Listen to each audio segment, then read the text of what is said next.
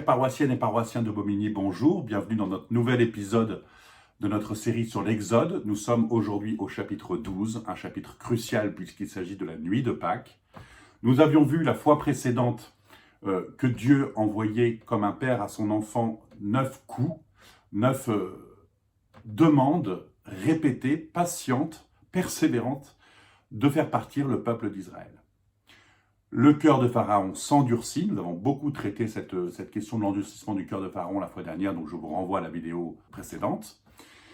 Et face à cette violence, cette espèce de dictature de Pharaon, il annonce la fameuse plaie. Donc 9 coups et une plaie. Contrairement à ce qu'on dit souvent, on dit souvent les 10 plaies d'Israël. Non, non, il y a effectivement 10 fléaux, mais il y a quand même 9 coups et une seule plaie. Cette plaie, donc, est annoncée au chapitre 11. Mais ce n'est qu'au chapitre 12 qu'elle a lieu. C'est très important puisque la question, la violence qui est faite aux premiers-nés égyptiens, puisque la plaie qui est annoncée, c'est la mort des premiers-nés égyptiens du bétail jusqu'aux hommes, qui paraît d'une violence inouïe, en fait, nous l'avions dit, s'inscrit dans l'alliance. Et pas n'importe quelle alliance, elle s'inscrit dans l'alliance scellée dans la nuit de Pâques.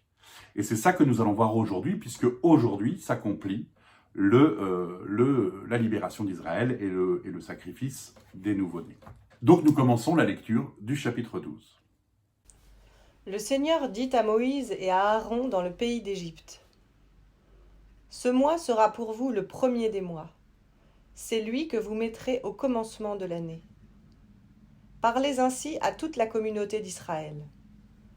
Le 10 de ce mois, que l'on prenne une bête par famille, une bête par maison. Si la maison est trop peu nombreuse pour une bête, on la prendra avec le voisin le plus proche de la maison, selon le nombre des personnes. Vous choisirez la bête d'après ce que chacun peut manger. Vous aurez une bête sans défaut, mâle, âgée d'1 an. Vous la prendrez parmi les agneaux ou les chevreaux. Vous la garderez jusqu'au 14e jour de ce mois. Toute l'assemblée de la communauté d'Israël l'égorgera au crépuscule. On prendra du sang, on en mettra sur les 2 montants et sur le linteau des maisons où on la mangera. On mangera la chair cette nuit-là. On la mangera rôtie au feu avec des pains sans levain et des herbes amères. N'en mangez rien cru ou cuit à l'eau, mais seulement rôti au feu avec la tête, les pattes et les abats. Vous n'en aurez rien laissé le matin. Ce qui resterait le matin, brûlez-le. Mangez-la ainsi, la ceinture aux reins, les sandales aux pieds, le bâton à la main. Vous la mangerez à la hâte. C'est la Pâque du Seigneur. Je traverserai le pays d'Égypte cette nuit-là. Je frapperai tout premier-né au pays d'Égypte, de l'homme au bétail. Et je ferai justice de tous les dieux d'Égypte. C'est moi le Seigneur. Le sang vous servira de signe sur les maisons où vous serez. Je verrai le sang. Je passerai par-dessus vous, et le fléau destructeur ne vous atteindra pas quand je frapperai le pays d'Égypte. Ce jour-là vous servira de mémorial. Vous ferez ce pèlerinage pour fêter le Seigneur. D'âge en âge, loi immuable, vous le fêterez. Ce qui peut frapper ici, c'est qu'après 11 chapitres de narration, d'histoire, on suit une histoire. C'est vraiment, ça se lit facilement, c'est un récit assez vivant. On se retrouve ici avec un texte qui est très rituel. Nous sommes dans un acte liturgique. C'est-à-dire que Pâques est à la fois un événement historique, mais en même temps un événement historique dont il faut faire mémoire dans la communauté par la liturgie. Donc ce n'est plus du tout le même style littéraire. C'est pas la même chose de lire par exemple un texte un roman policier et lire un livre d'histoire. On voit bien que c'est pas le même effort. Quand on est à l'école enfant, on se souvient qu'on lit des poésies, c'est un genre littéraire, et on lit par exemple des livres un peu compliqués en physique, en biologie, où on explique comment fonctionne le vivant, etc. Et bien là, c'est une rupture aussi littéraire. Nous étions dans quasiment un roman historique jusqu'à présent, et nous entrons dans une partie qui est plus liturgique, comme on assiste à la messe. Les textes de la messe, on rend bien compte, n'ont pas la même saveur, n'emploient pas les mêmes mots, les mêmes formulations que le journal qu'on a lu le matin même. Eh bien, c'est pareil ici. Que lisons-nous dès les premières lignes de ce chapitre 12 ? Le Seigneur dit à Moïse et à Aaron dans le pays d'Égypte. Ce mois sera pour vous le premier des mois. C'est lui que vous mettrez au commencement de l'année. Parlez ainsi à toute la communauté d'Israël. Écoutons bien les mots qui sont employés ici. Le premier des mois, au commencement de l'année. La nuit de Pâques est un commencement. C'est une nouveauté absolue, sans équivalent jusqu'à présent dans la Bible. Il y a là quelque chose de fondateur, une nouveauté totale. On rentre dans quelque chose qui n'a jamais eu lieu. Il faut bien l'avoir à l'esprit. Ensuite, il est dit toute la communauté d'Israël. C'est la première fois qu'on parle de communauté d'Israël, que le mot communauté est employé. Toute première fois dans la Bible. C'est la liturgie de Pâques, c'est l'événement pascal qui crée la communauté. Et ça, on ne peut pas ne pas le vivre nous-mêmes, ne pas le comprendre en tout cas de l'intérieur, puisque c'est précisément la mort et la résurrection du Christ, la Pâque du Christ, qui fait la communauté chrétienne, la communauté paroissiale et la communauté universelle des chrétiens. Cette nouveauté-là, elle fait communauté.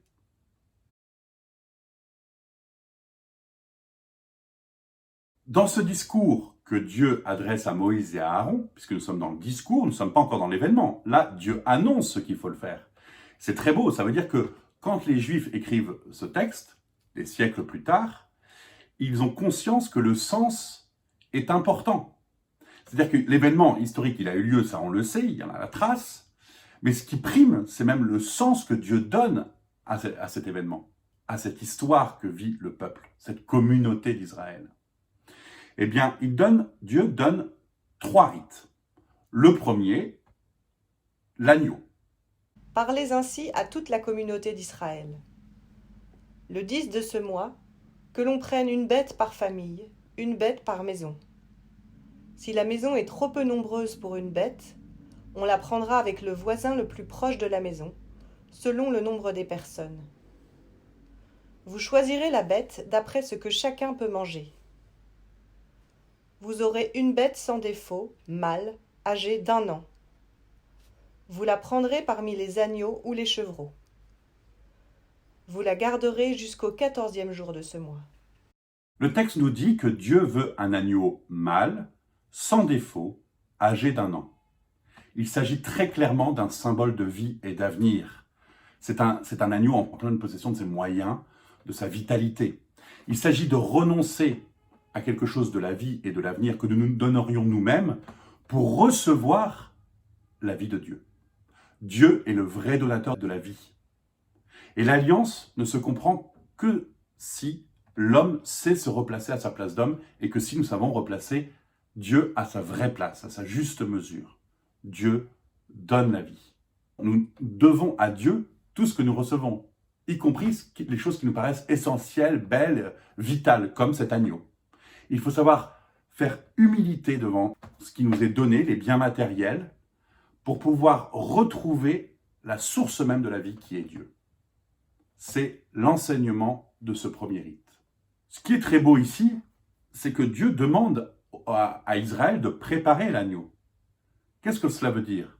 Cela veut dire que ce rite positionne Israël comme responsable de sa propre libération, comme co-responsable de sa libération avec Dieu. Dieu ne libère pas tout seul, il demande par le rite que l'homme accomplisse l'élément de sa libération. Ce n'est pas l'action de Dieu d'un côté et puis la paresse de l'homme de l'autre qu'il se laisserait vivre, qu'il se laisserait sauver sans qu'il le veuille. Non, il faut qu'il accepte de rentrer dans cette dimension de salut de Dieu. Il faut qu'il soit acteur de sa propre libération et il l'est par les rites. Donc le premier, l'agneau. Dieu ne force jamais. Et quand il invite Israël à poser ce rite, à offrir l'agneau, en fait, il en fait le signe que la libération vient de Dieu, mais aussi il en fait le signe que le peuple hébreu accepte sa propre libération. C'est ce jeu-là d'alliance qui est très important dans la Bible. C'est la première fois dans toute l'histoire de l'humanité que Dieu fait une alliance avec un peuple, dans une liberté totale. Nous avons toujours la liberté, c'est la grandeur de Dieu, d'ailleurs toujours aujourd'hui, hein, c'est qu'il a créé des hommes qui sont capables de lui dire « je veux pas de toi, je ne crois pas en toi, je te refuse, je refuse même tous les principes de vie que tu nous as inculqués au fur et à mesure des siècles, je refuse tout ça, parce que moi j'estime que ma liberté passe par te refuser. » Cet enjeu d'appartenir ou non à l'Alliance, il n'a pas disparu avec le Christ. Il est toujours présent. Eh bien, nous le voyons que pour les Hébreux, à ce moment-là, ça passe par l'agneau. Aujourd'hui, ça passe par d'autres rites. Mais ce n'est pas notre propos aujourd'hui, donc on ne va pas continuer. Mais le parallèle est toujours intéressant à garder à l'esprit. Toute l'assemblée de la communauté d'Israël l'égorgera au crépuscule. On prendra du sang, on en mettra sur les 2 montants et sur le linteau des maisons où on la mangera. Lorsqu'il évoque cet agneau, Dieu réinsiste sur le sens du peuple hébreu. Toute l'assemblée de la communauté d'Israël, dit le verset 6. Nous avions vu au verset 3 que Dieu employait pour la première fois toute la communauté d'Israël.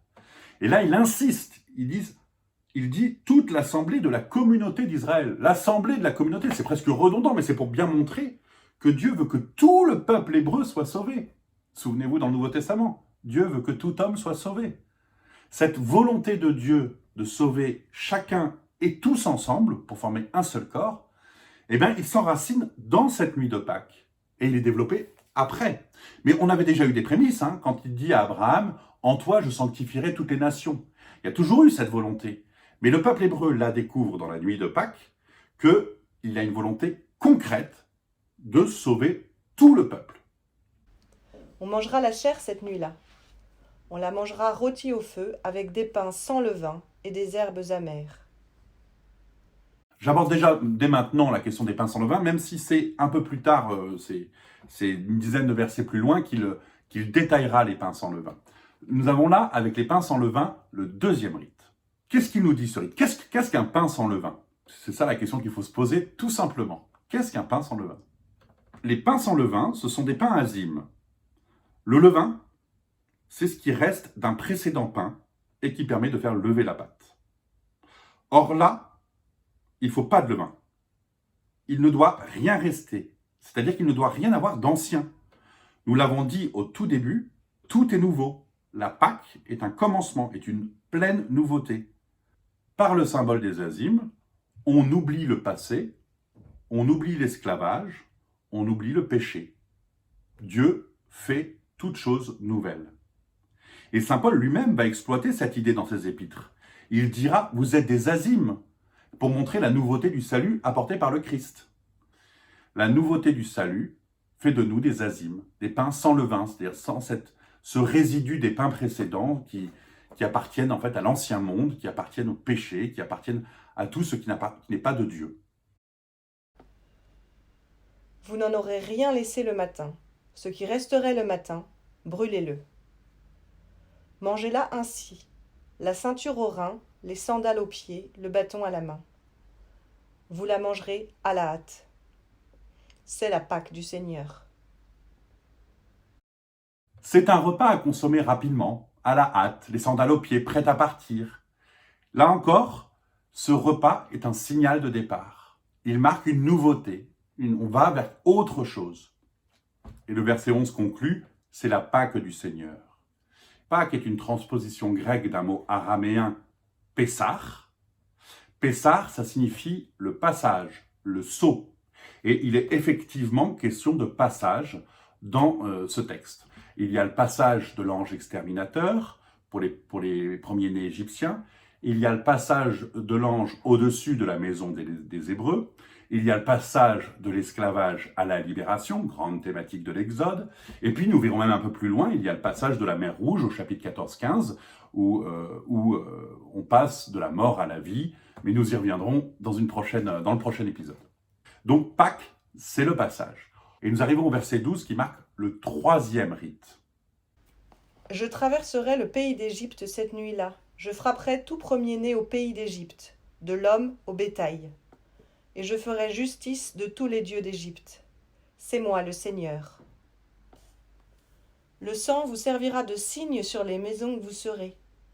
Je verrai le sang. Je passerai par-dessus vous, et le fléau destructeur ne vous atteindra pas quand je frapperai le pays d'Égypte. Ce jour-là vous servira de mémorial. Vous ferez ce pèlerinage pour fêter le Seigneur. D'âge en âge, loi immuable, vous le fêterez. Avec ce troisième signe, qui est celui du sang, le sang des premiers-nés égyptiens comme le sang racheté des premiers-nés hébreux, nous sommes au cœur de l'alliance. Là, je vous renvoie aussi, pareil, aux vidéos précédentes où j'ai beaucoup développé la question du sang comme le signe par excellence de l'alliance. Je l'avais expliqué lorsque nous avons vu au chapitre 4, je crois, où Sipora coupe le prépuce de l'enfant et touche les pieds de Moïse en disant « Tu es pour moi un époux de sang », donc la question de la circoncision. Je l'avais expliqué évidemment au chapitre précédent, chapitre 11, pour montrer combien le sang, en fait, c'est ce qui sépare ceux qui appartiennent à l'Alliance et ceux qui n'appartiennent pas à l'Alliance. Dans un système totalitaire comme celui de Pharaon, le sang est symbole de mort. C'est lui-même qui entraîne à la mort les premiers-nés d'Égypte. Dans l'Alliance, du côté de Dieu, eh bien, le sang est du côté du salut, du rachat, du passage de l'esclavage à la libération, du passage du péché à la grâce, à la vie en Dieu, avec Dieu et par Dieu. Au verset 14, il y a cette mention qui est très importante.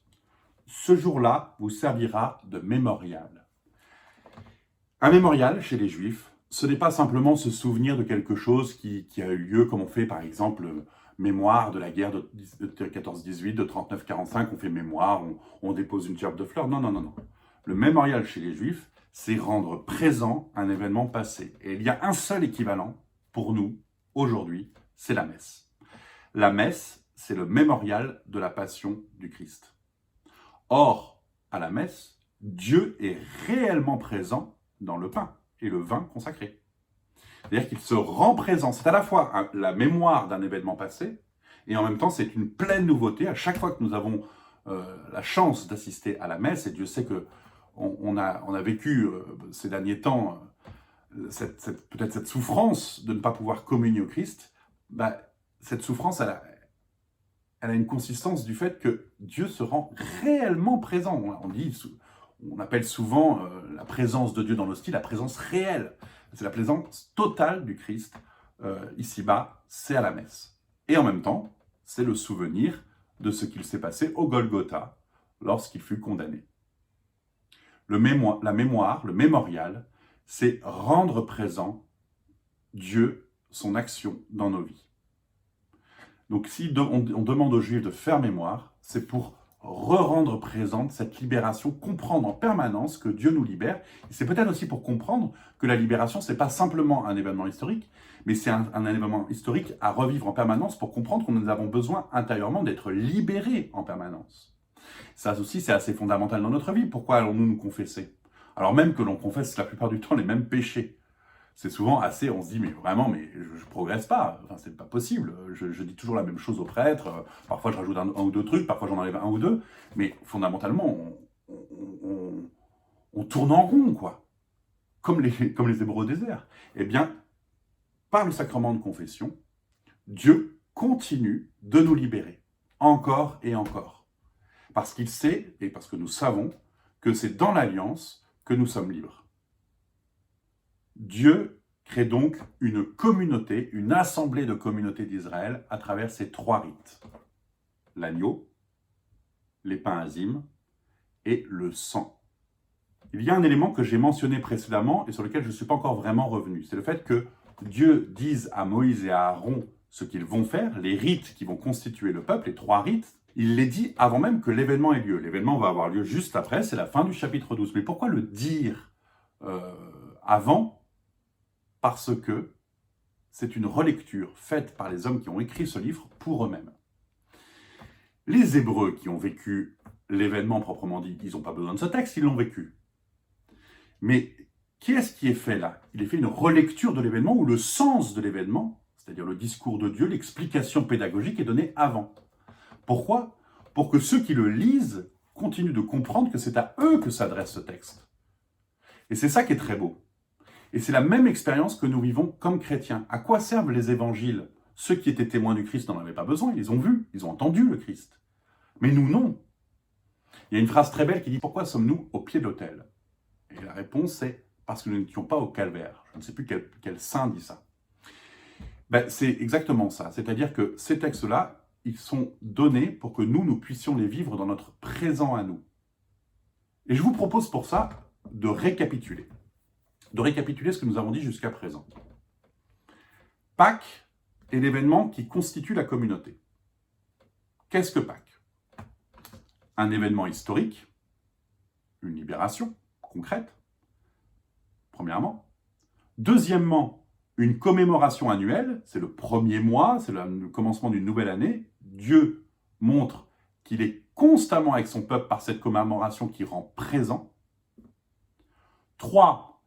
Un repas partagé avec un agneau mâle âgé d'1 an, sans défaut, nous l'avons dit, donc une offrande d'un symbole de vie à Dieu. 4. Un rite sacrificiel qui rassemble avec le sang pour le salut des premiers-nés, donc ce signe de l'alliance. 5. Un repas qui est le signal de départ, donc je vous l'avais dit, à consommer les sandales aux pieds et le bâton à la main. Ces 5 éléments-là sont les mêmes pour l'Église aujourd'hui. Récapitulons de nouveau, un événement historique, la libération, un événement historique, la mort du Christ. 2. Une commémoration annuelle, pareil, une commémoration annuelle. Dieu est constamment avec son peuple, et on commémore non seulement le passage de la mer Rouge, mais la mort et la résurrection du Christ.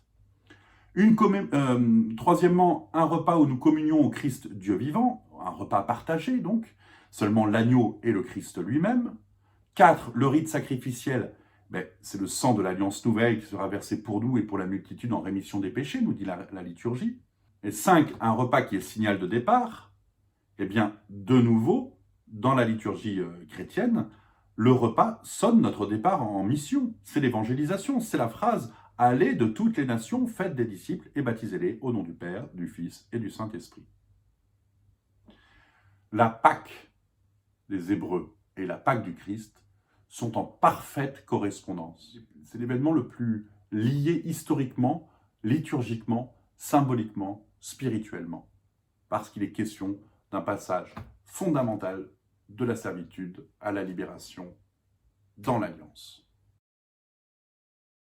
Moïse appela tous les anciens d'Israël et leur dit : Allez vous procurer du bétail pour vos clans et égorgez la Pâque.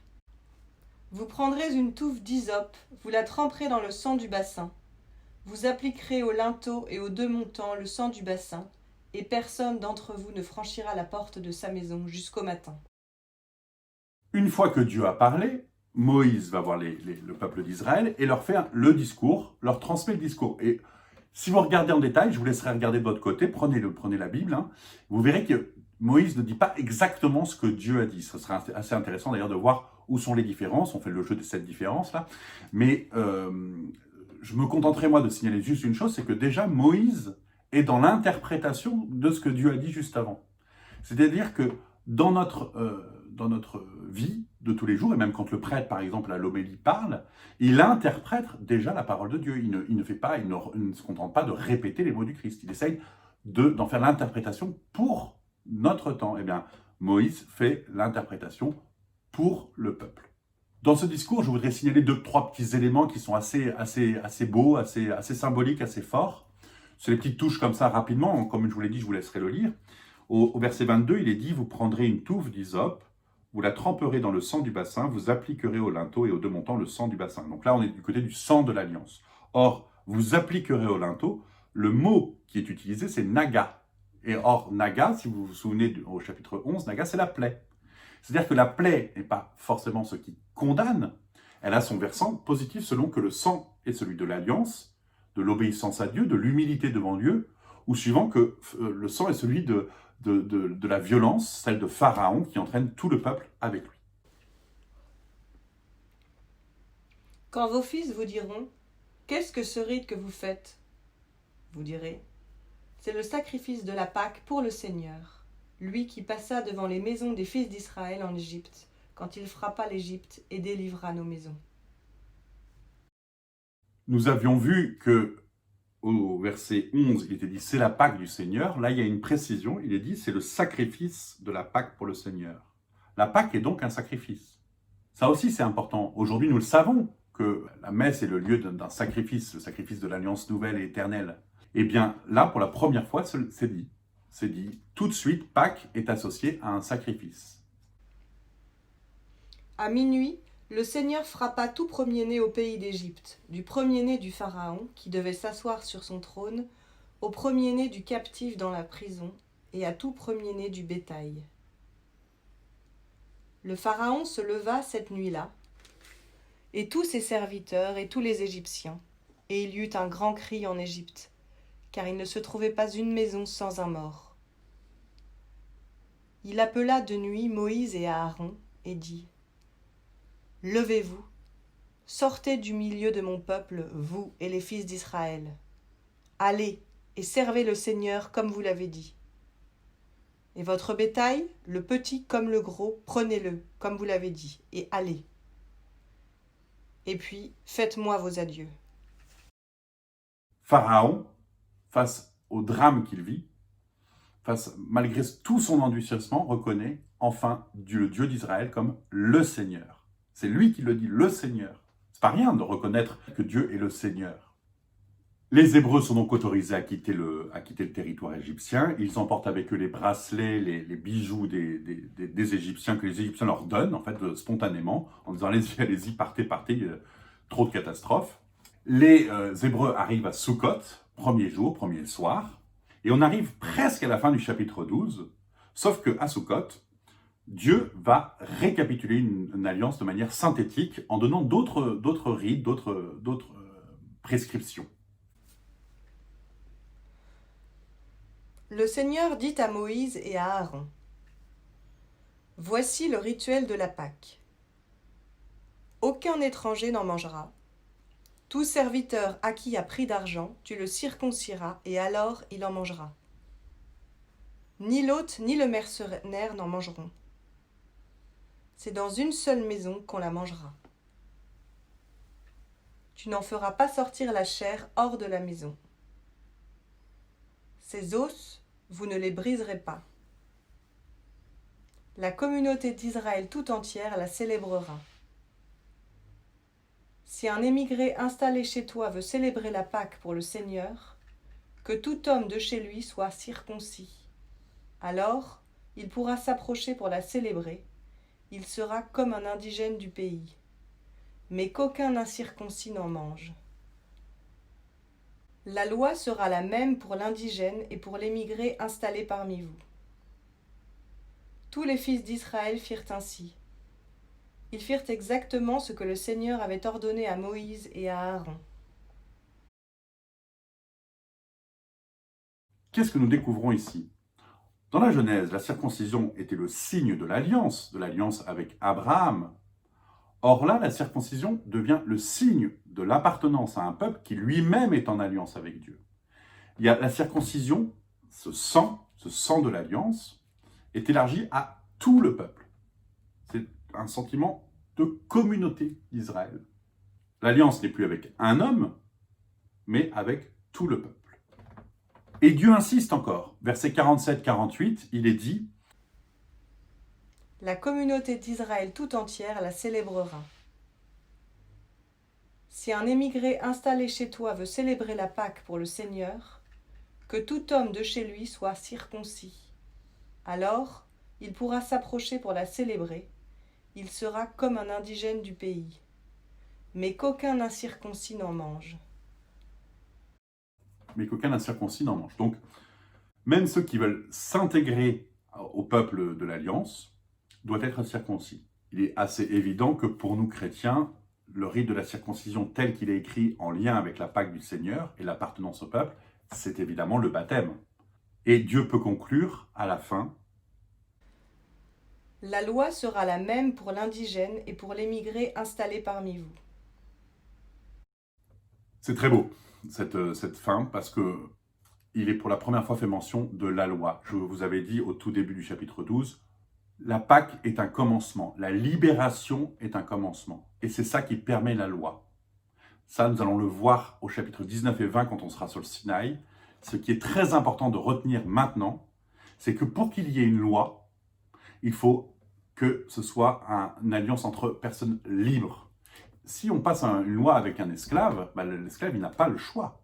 Or là, Dieu commence par libérer et il annonce la loi. Et c'est l'homme qui peut choisir librement si oui ou non il se soumet à cette loi. Il entre dans cette alliance libre. Donc l'apparition du mot au singulier de la loi est en écho à l'expérience de la libération, du salut, de la sortie de l'esclavage, du rachat. Nous arrivons au chapitre 13 que nous allons balayer assez rapidement parce que Dieu répète en fait ce qu'il a déjà dit. Donc la consécration des nouveau-nés, la sortie d'Égypte, la pratique des rites de Pâques, les pains sans levain, l'observance, en fait, le mémorial de cette Pâques. Et puis, c'est assez amusant parce que on va arriver à ce passage de la mer et le cantique de Moïse que nous allons voir la fois prochaine.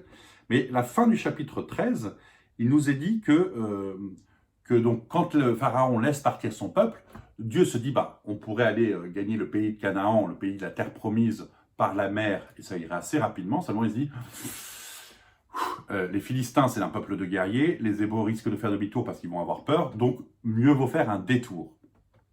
Deux choses qui sont très, très belles là-dedans, c'est que Dieu est pédagogue, toujours pédagogue, il sait que nous sommes faibles, et donc il ne va pas tout de suite nous envoyer les épreuves à chaque fois les plus terrifiantes qui risqueraient de nous fragiliser. Il préfère prendre son temps, il va prendre même 40 ans, à cause aussi d'un péché des Hébreux, mais il va prendre son temps pour pouvoir nous former à l'alliance, pour nous former à l'intimité avec lui. Le deuxième élément qui est très beau, il est dit très très précisément. Quand le Pharaon laissa partir le peuple, Dieu ne le conduisit pas par la route du pays des Philistins, bien qu'elle fût la plus directe. Dieu s'était dit: il ne faudrait pas qu'à la vue des combats, le peuple renonce et qu'il revienne en Égypte. Dieu détourna le peuple vers le désert de la mer des Joncs. Dieu détourna le peuple. C'est le même verbe qu'il emploie pour Moïse, au buisson ardent. C'est-à-dire que c'est quand Moïse voit le buisson ardent, il dit « je vais faire un détour pour voir ce miracle qui a lieu et qui est le Seigneur ». Eh bien, Dieu parfois utilise des détours pour permettre la rencontre avec lui. Alors même que nous ne comprenons pas pourquoi ça n'arrive pas tout de suite, on se dit « mais Seigneur, enfin je t'ai prié, donne-moi ça, donne-moi tout de suite la terre promise ». Et lui, il va nous faire prendre des détours et on se dit « mais pourquoi autant d'épreuves, pourquoi cette errance, pourquoi ces complications ?» Eh bien, souvent, il y a dans la volonté de Dieu, déjà que nous ne maîtrisions pas notre propre chemin, que ce soit vraiment un chemin que nous faisons avec lui, mais aussi, il y a l'idée que c'est Dieu quand même qui, par des voies détournées, nous amène à pouvoir le rencontrer, à pouvoir vivre une intimité avec lui, mais aussi à pouvoir voir sa grandeur. Le détour, en l'occurrence, dont il est question là, va amener au passage de la mer Rouge, à cette grandiose expérience d'une mer qui s'ouvre devant soi et qu'on traverse à pied sec et qui nous permet de gagner le territoire étranger, d'être sauvés définitivement des Égyptiens. Donc ce qui paraissait par le passage de la mer le plus rapide, si on passait le long des côtes là, pour arriver à la terre promise, en fait, ce détour-là va amener à la grandiose révélation d'un Dieu pleinement Dieu, d'un Dieu qui peut tout et qui prend soin de ceux qu'il aime et de ceux qui appartiennent à son alliance. Ils partirent de Sukkot et campèrent à Étam, en bordure du désert. Le Seigneur lui-même marchait à leur tête. Colonne de nuée le jour pour leur ouvrir la route, colonne de feu la nuit pour les éclairer. Ils pouvaient ainsi marcher jour et nuit. Le jour, la colonne de nuée ne quittait pas la tête du peuple, ni la nuit la colonne de feu. Deux petits éléments. Un, ils vont de Sukkot à Étam, ça peut paraître anecdotique, mais c'est le deuxième jour. Nous avions vu, le premier jour, c'est l'arrivée à Sukkot, le deuxième jour, c'est l'arrivée à Étam, et le troisième jour, c'est bien là où il va se passer quelque chose d'assez grandiose, que nous verrons la fois prochaine, et évidemment, ces 3 jours-là font penser à la passion et résurrection de notre Sauveur. Deuxième élément, la sortie du peuple est synonyme de présence de Dieu au quotidien avec ceux qui ont fait alliance avec lui. Le Seigneur marche à leur tête, il est présent de jour comme de nuit, sous des formes différentes, il est là avec eux. Colonne de feu ou colonne de nuée, Dieu est présent sans cesse avec ceux qui appartiennent à l'Alliance. Nous nous quittons là pour cette fois avant d'aborder ces deux chapitres très connus du passage de la mer Rouge que nous disons, que nous célébrons, que nous chantons, que nous prions, dont nous faisons le mémorial le soir de la veillée pascale, que nous avons vécu chez nous, mais qui est un texte fondateur de toute la liturgie de Pâques. Je vous dis donc à tout bientôt.